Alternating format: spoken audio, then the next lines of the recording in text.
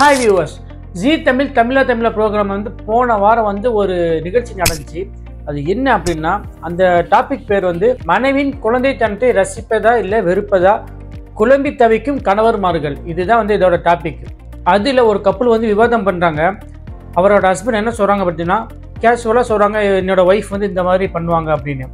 அவங்களோட சின்ன கிளிப் ஒன்று காமிக்கிறேன், நீங்களே பாருங்க. ஒன்று பண்ணுவா சார், இந்த ஐஸ்கிரீம்லாம் நம்ம எதுக்கு சாப்பிடுவோம்? சில்லுன்னு இருக்குன்னு சாப்பிடுவோம். ஐஸ்கிரீமை ஹீட் பண்ணி அதை மெல்ட் பண்ணி சூடாக சாப்பிடுவா சார்.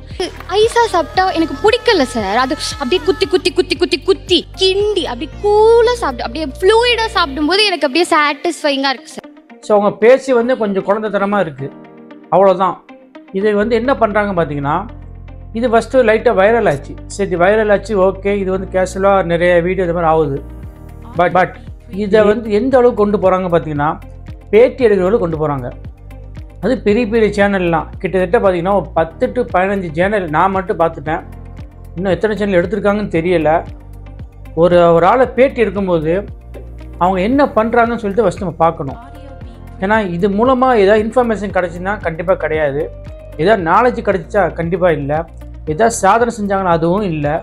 ஸோ எதுக்கு இதெல்லாம் போய் பேட்டி எடுக்கிறாங்கன்னே தெரியல. நான் வந்து அந்த பெண்மணி மேலே எந்த ஒரு குறையும் கிடையாது, எந்த ஒரு குற்றம் சொல்லவே இல்லை. நான் யாரை சொல்கிறேன் அப்படின்னா, இந்த பேட்டி எடுக்காங்க பார்த்தீங்களா யூடியூப் சேனல்லாம், அவங்கள சொல்கிறேன்.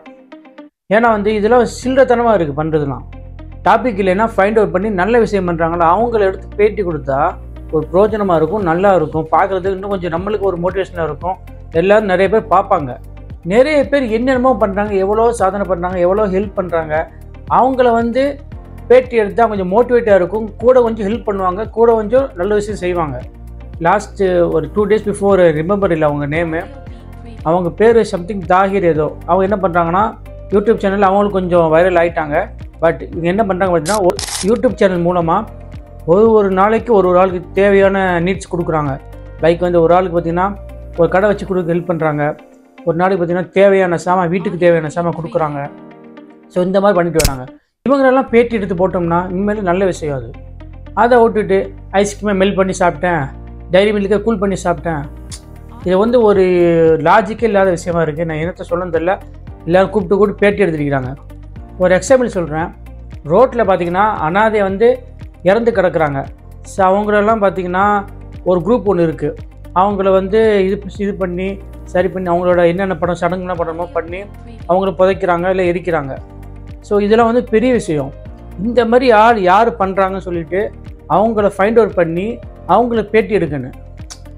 அவங்கள பேட்டி எடுக்கும்போது இன்னும் கொஞ்சம் மோட்டிவேட் ஆகி இன்னும் கொஞ்சம் நிறைய பண்ணுவாங்க. ஓகே, பை வரட்டா. ஸோ இந்த வீடியோ பிடிச்சிருந்தா கண்டிப்பாக லைக், ஷேர் அண்ட் சப்ஸ்கிரைப் பண்ணுங்கள். மறக்காமல் கமெண்ட் பண்ணிடுங்க.